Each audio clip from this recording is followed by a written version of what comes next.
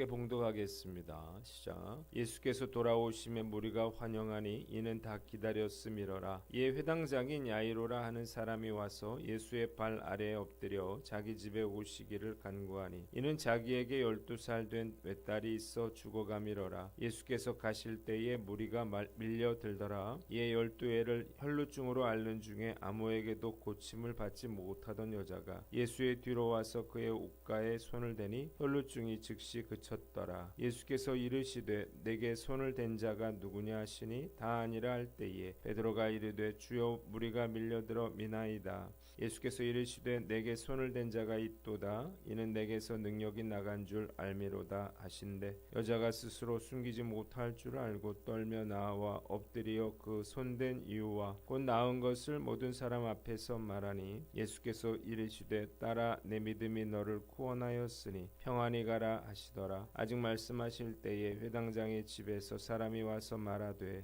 당신의 딸이 죽었나이다. 선생님을 더 괴롭게 하지 마소서 하거늘 예수께서 들으시고 이르시되 두려워하지 말고 믿기만 하라. 그리하면 딸이 구원을 얻으리라 하시고 그 집에 이르러 베드로와 요한과 야고보와 아이의 부모 외에는 함께 들어가기를 허락하지 아니하시니라. 모든 사람이 아이를 위하여 울며 통곡하매 예수께서 이르시되 울지 말라. 죽은 것이 아니라 잔다 하시니 그들이 그 죽은 것을 아는 고로 비웃더라. 예수께서 아이의 손을 잡고 불러 이르시되 아이야 일어나라 하시니 그 영이 돌아와 아이가 곧 일어나거늘 예수께서 먹을 것을 주라 명하시니 그 부모가 놀라는지라. 예수께서 경고하사 이 일을 아무에게도 말하지 말라 하시니라. 아멘. 오늘은 회당장 야이로와 혈루증 앓는 여인에 대한 이야기를 살펴보도록 하겠습니다. 먼저 40절로 42절 첫 번째 회당장 야이로에 대해서 나와 있습니다. 예수께서 돌아오시자 예수를 기다리던 무리들이 예수님을 환영했습니다. 이 중에 야이로라고 하는 사람이 있었는데 그는 회당장이었습니다. 회당장은 회당의 건물 및 안내, 예배에 관한 제반 전부를 관리하는 사람으로 제사장은 아니었지만 덕망이 높았습니다. 왜냐하면 회당장이라고 하는 직책은 회중 가운데 가장 탁월한 인물에게 주어졌기 때문입니다. 이 회당장이 예수님께 찾아왔어요. 발 앞에 꿇어 엎드려서 자기 집에 가시자고 간청을 하는 것입니다. 그의 12살 난 딸이 죽어가고 있었기 때문입니다. 발 앞에 엎드린다고 하는 것은 자기를 최대한 낮추고 상대에게 최대한 존경을 표하는 그러한 행위였습니다. 회당장이 당시 아무런 직책도 없던 이 젊은 예수의 발 앞에 엎드린 것은 그가 얼마나 절박한 상황에 처해 있는가를 보여주는 것입니다. 그가 딸의 생명을 구하기 위해서 예수님께 필사적으로 매달리자 예수님은 그의 집을 향해서 떠나셨고 무리들이 바짝부터 밀어댔다. 성경은 기록하고 있습니다. 두 번째 본문 43절로 56절인데 혈루증 걸린 여인에 대해서 나와 있습니다. 예수를 따르는 무리 중에는 무려 12년 동안 혈루증으로 앓는 여인이 있었어요. 그녀는 이 병으로 인해서 엄청난 고통을 당해야만 했습니다. 첫째로 육체적인 고통인데 혈루증은 출혈성 자궁내막염이나 자궁암으로 인해서 부정기적으로 피가 출혈되는 병을 말합니다. 매일 하혈을 하게 되는데 이러면 악성 빈혈로 큰 고통을 받게 됩니다. 둘째로 종교적인 격리인데 이스라엘 사회에서는 이 혈루증을 부정한 것으로 취급했어요. 다른 사람과의 신체적인 접촉을 금지했습니다. 뿐만 아니라 이런 여인은 성전에도 들어가지 못하게 하는 등 종교적인 격리까지도 강요받았습니다. 세 번째 재산 탕진인데요. 이 여인은 자신의 병을 고치기 위해서 여러 의원들에게 진찰을 받았지만 치료는 되지 않고 재산만 다 탕진하고 말았습니다. 이 여인의 삶은 피폐함과 고통의 연속이었습니다. 예수께서 병자를 고치신다는 소식을 듣고 이 여인이 예수님을 찾아온 거예요. 그런데 낭패에 빠졌죠. 너무나 사람들이 많아서 예수님께 나와 자신의 사정을 아뢰을 수가 없었기 때문입니다. 그러나 이 여인은 포기하지 않고 필사적으로 예수님께 접근을 했고 그리고 예수님의 등 뒤로 가서 예수님의 옷깃을 붙잡는 데 성공했습니다. 그러자 즉시 기적이 일어났어요. 12년 동안 흐르던 피가 멈춘 것입니다. 그러자 예수님은 자신에게서 능력이 나간 줄 아시고 내게 손을 댄 자가 누구냐 물었습니다. 그러자 사람들은 저마다 자기는 아니라 말했고 베드로는 무리들이 밀려들어 미는 중에 생긴 일이라고 말했습니다. 이 여인은 당황했죠. 유대 사회에서 여자들은 남자들의 옷을 만지지 않도록 조심해야 했고, 또 부정한 병에 걸린 자가 다른 사람을 붙잡는 것, 이것은 율법을 어기는 일이었기 때문입니다. 여인은 부끄러웠지만 숨길 수 없음을 알았어. 그래서 떨면서 예수님의 발 앞에 엎드렸고 자신의 처지와 나은 것을 모든 사람 앞에서 고백했습니다. 그러자 예수님은 여인에게 딸아, 내 믿음이 너를 구원하였으니 평안히 가라 말씀하셨습니다. 49절, 이때 회당장의 집에서 사람이 왔어요. 회당장에게 당신의 딸이 죽었으니 예수님을 더 괴롭히지 말라고 했습니다. 이 말을 들은 예수님, 두려워하지 말고 믿기만 하라, 딸이 나을 거라고 말씀하셨습니다. 예수께서 회당장의 집에 들어가셨는데 모든 사람들이 아이를 위해서 울며 통곡하고 있었습니다. 그러자 예수님께서 뭐라고 말씀하셨나요? 울지 말라고 말씀하시면서 아이가 잔다고 말씀하셨어요. 사람들은 아이가 죽은 것을 알기에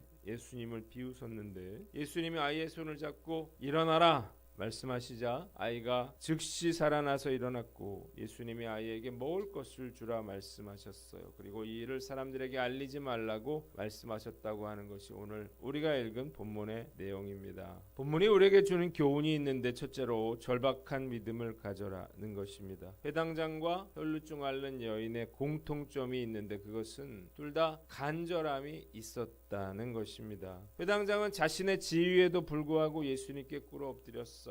그리고 혈루증 앓는 여인은 여인의 몸으로 남자들을 밀치면서까지 야이로의 딸을 고치러 가는 예수님을 붙잡았습니다. 왜 그랬습니까? 너무나도 간절했기 때문이에요. 그들의 간절함과 절박함이 기적을 일으킨 것입니다. 당시에도 예수님을 필요로 하는 사람은 너무나 많았어요. 우리가 알아야 할 것은 예수님을 따라다녔던 모든 사람이 다 고침을 받았던 것은 아니라는 거예요. 누가 고침을 받았습니까? 믿음의 근성을 가진 사람들이었습니다. 맹인은 예수님이 지나가신다는 소식을 듣고 소리를 질렀습니다. 사람들이 제지했어요. 그러나 더 큰 소리를 질렀고 결국 눈을 뜨게 되었습니다. 키 작은 삭개오는 예수님을 보기 위해서 부끄러움을 무릅쓰고 나무 위에 올라갔어요. 그의 간절함을 보신 예수께서 그의 집에 유하게 되셨습니다. 예수님께서는 간절히 부르짖는 자들의 기도를 외면하지 않는다는 사실을 믿으시기를 바랍니다. 그래서 우리가 주님의 은혜와 축복을 받기 위해서는 이런 간절함이 있어야 하는 것입니다. 간절함이 있는 사람은 쉽게 포기하지 않죠. 회당장 예수님께 꿇어 엎드렸어요. 혈루증 앓는 여인, 사람들이 주님을 에워싸고 있어도 포기하지 않고 사람들을 밀치고 예수님의 옷깃을 붙잡았습니다. 독일의 철혈제상 비스마르크가 젊었을 때 친구와 사냥을 나갔다 그래요. 그런데 그 친구가 수렁에 빠졌습니다. 그런데 이 친구는 사람 살려 소리만 지를 뿐 빠져나올 노력은 하지 않고 있었습니다. 그러자 비스마르크는 친구에게 총을 겨누고 자네를 건지려고 했다가는 나까지 죽고 말 걸세. 그렇다고 자네를 내버려두면 고생을 계속하다 죽을 것이니 차라리 지금 죽여주겠네 하면서 방아쇠를 당기려고 했어요. 그러자 친구는 제발 쏘지 말라면서 있는 힘을 다해서 빠져나오기 시작했습니다. 그제서야 비스마르크는 손을 내밀면서 친구를 구해주면서 내 총은 자네 머리를 겨냥한 것이 아니라 바로 자네의 생각이었네 라고 말을 했다는 것입니다. 오늘 말씀을 묵상하면서 과연 우리에게 이런 간절한 마음이 있는가 우리가 생각해 봐야 할 것입니다.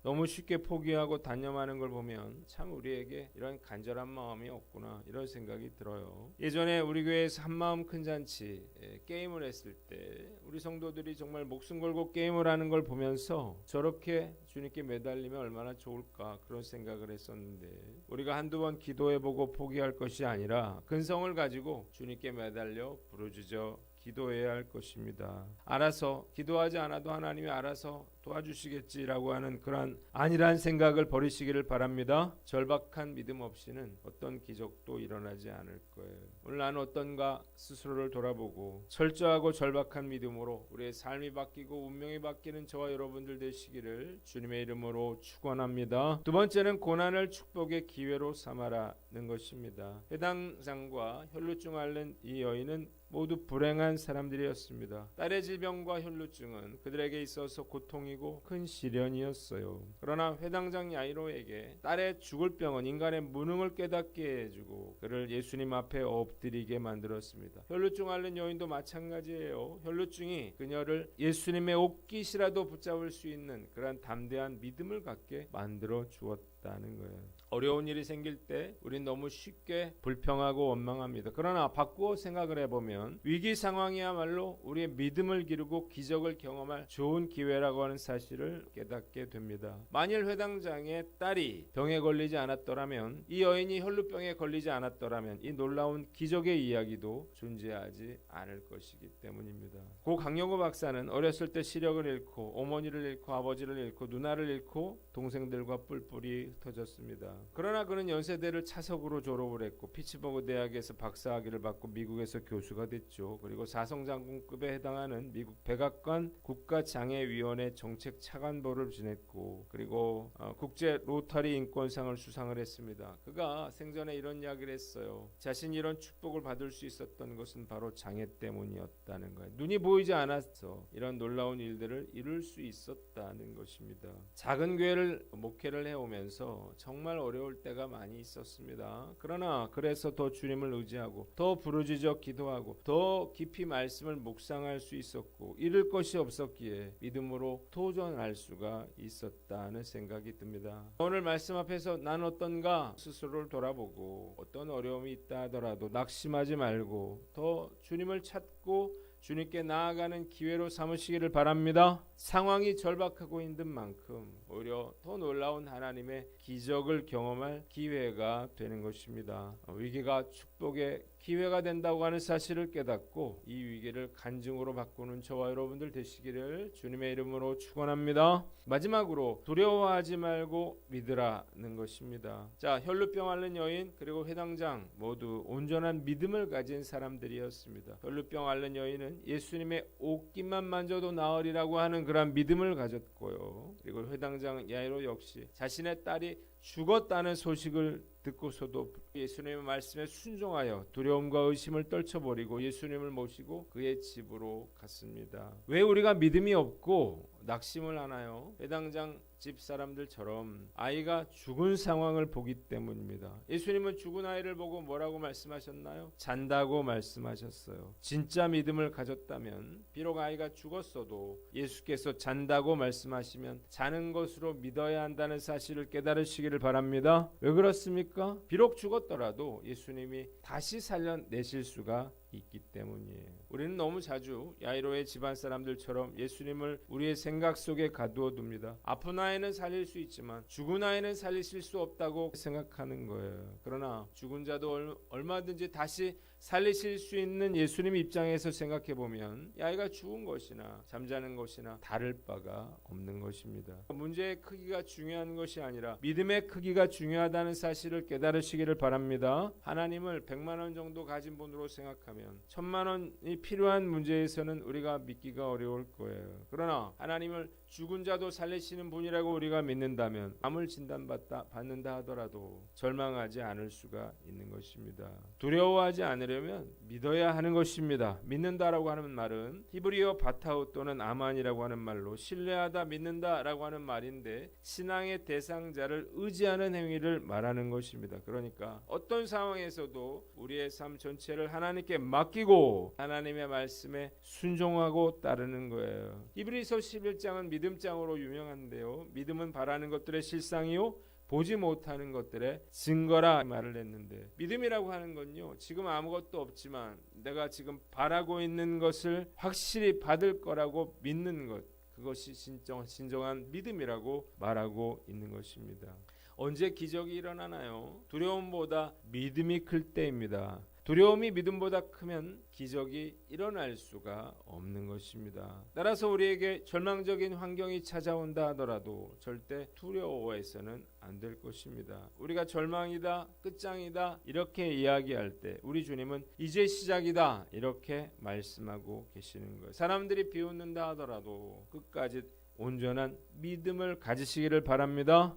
절망적인 상황에서도 믿음의 사람은 점점 좋아질 것이며 잘 될 것이라 그렇게 믿는 것입니다. 저도 목사이지만 믿음이 없다고 느껴질 때가 많아요. 제가 해결할 수 없는 그런 많은 일들을 만나기 때문이에요. 지금까지 그렇게 많은 기도의 응답을 받았음에도 불구하고 여전히 현실의 벽 앞에서 두려움을 느낍니다. 오히려 믿음이 예전보다 못한 게 아닌가 그런 생각이 들기도 해요. 뒷일을 생각하지 않고 온전히 주님만 믿었던 나의 믿음은 과연 어디로 가버린 것일까 그런 생각이 듭니다. 오늘 이 아침 저와 여러분들에게 우리 예수님께서는 두려워하지 말고 믿기만 하라 그렇게 말씀하고 계십니다. 오늘 주님 앞에서 우리의 믿음 없음을 회개하고 다시 철저히 주님만 신뢰하는 저와 여러분들 되시기를 주님의 이름으로 축원합니다. 기도하겠습니다. 하나님 아버지, 우리가 절박한 믿음을 가지고 고난을 축복의 기회로 삼으며 두려워하지 않고 믿게 하여 주시옵소서.